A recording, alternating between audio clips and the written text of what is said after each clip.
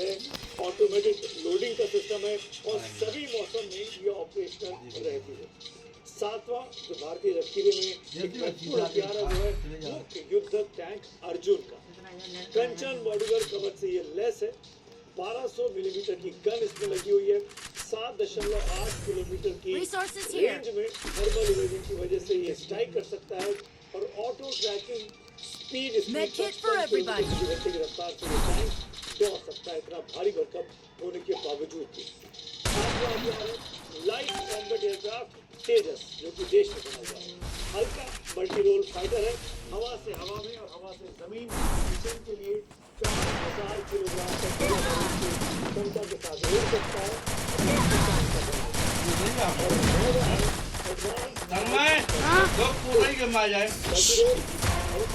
Video बना रहे ये लैस है 20 मिलीमीटर की लैस है। राहत बचाव के मिशन में भी ग्रुप का भरपूर इस्तेमाल किया जाता रहा है। तो ये वो सिस्टम है भारत के पास जो पूरी तरीके से भारत को इंडिपेंडेंट बनाते हैं और अपने दुश्मन मुल्क के सामने कहीं ज्यादा मजबूती से खड़ा करते हैं।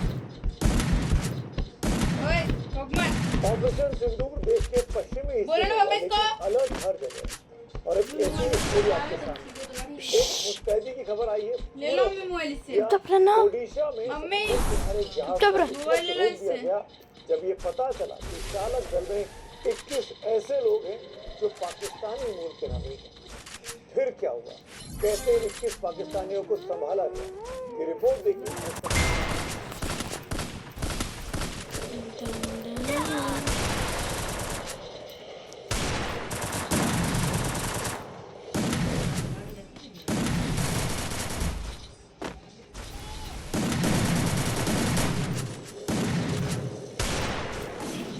भारत से मुक्त और पूरी दुनिया में आतंकिस्तान के रूप में बेनकाब होने के दौरान पाकिस्तान यहाँ ओडिशा के पारादीप में भी बदनाम हो गया। तस्वीरों में आप जिस जहाज को देख रहे हैं उसका नाम है MT Silent 2। भारतीय तेल निगम के लिए करीब 2 लाख मीट्रिक टन कच्चा तेल लेकर हांगकांग के झंडे वाला जहाज बंदरगाह के SPM यानी सिंगल पॉइंट मूविंग टर्मिनल पर पहुंचा, लेकिन सुरक्षा एजेंसियों ने जहाज से 21 क्रू सदस्यों को उतरने से रोक दिया क्योंकि ये क्रू मेंबर पाकिस्तानी हैं। ये जहाज दक्षिण कोरिया से सिंगापुर होते हुए पारादीप पहुंचा।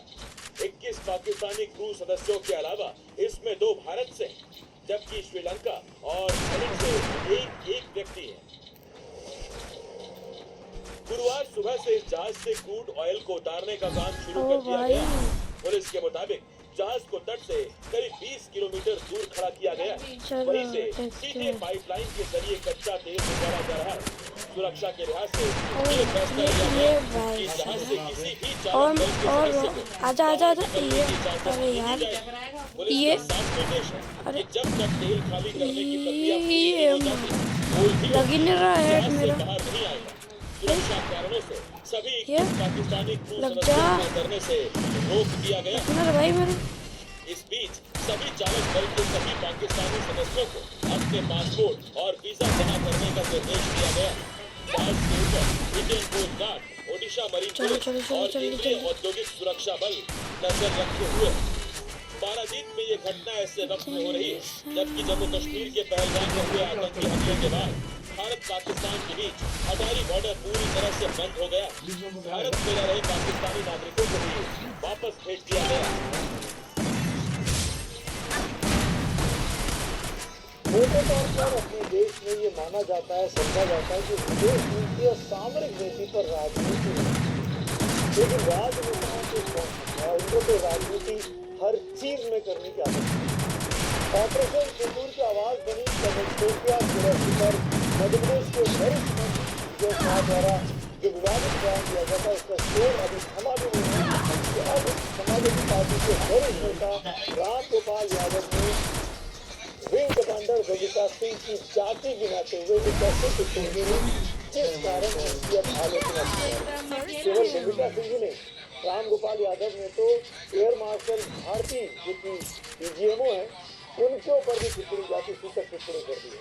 यानी कुल मिलाकर सोशल मीडिया पर लोग अब ये सवाल उठा रहे हैं कि आखिरकार देश की सेवा में लगे इन वीर सैनिकों के साथ ऐसा सलूक हमारे राजनेता Quick EP क्यों कर रहे conversion हैं for और हमें everybody. राजनेताओं के साथ क्या सलूक होना चाहिए।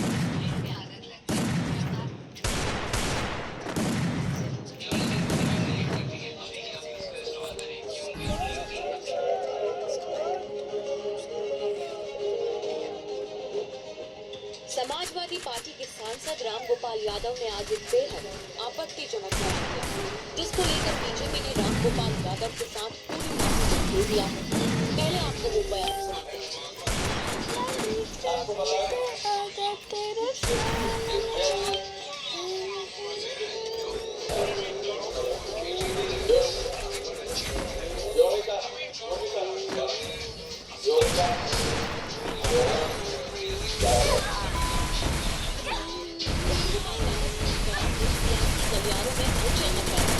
उत्तर प्रदेश के मुख्यमंत्री योगी आदित्यनाथ ने एक्स पर पोस्ट किया, सेना की वर्दी जातिवादी चश्मे से नहीं देखी जाती। भारतीय सेना का प्रत्येक सैनिक राष्ट्र धर्म निभाता है, न कि किसी जाति या मजहब का प्रतिनिधि होता है।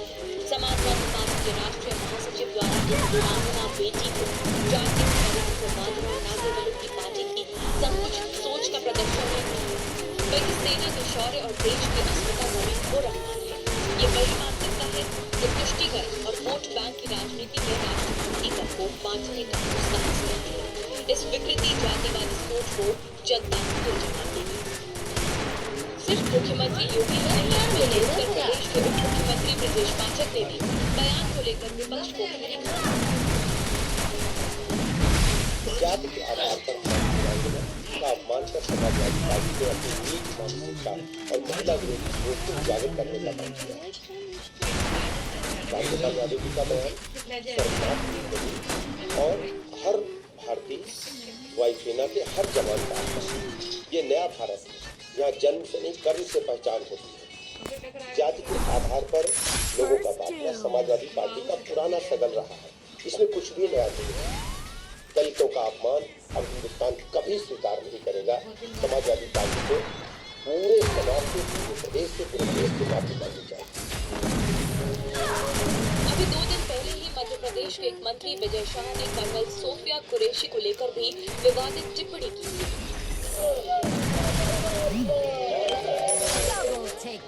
जिसके बाद देश के हर नागरिक में गुस्से का गुबार उमड़ा। विजय शाह के विरोध में तमाम जगहों पर प्रदर्शन हुआ। विजय शाह पर एफआईआर भी दर्ज की गई। ऑपरेशन सिंदूर की जानकारी देश के सामने रखने वाली वो बहादुर महिलाएं विंग कमांडर व्योमिका सिंह और कर्नल सोफिया कुरैशी थी। ऑपरेशन सिंदूर की हर एक अपडेट को जिन्होंने हमें और आपको दिया, वो विंग कमांडर व्योमिका सिंह और कर्नल सोफिया कुरैशी ही थी। जब राष्ट्र हित की बात आती है तो जात पात धर्म रंग और पद कुछ मायने नहीं रखता, लेकिन फिर भी कुछ लोग अपने राजनीतिक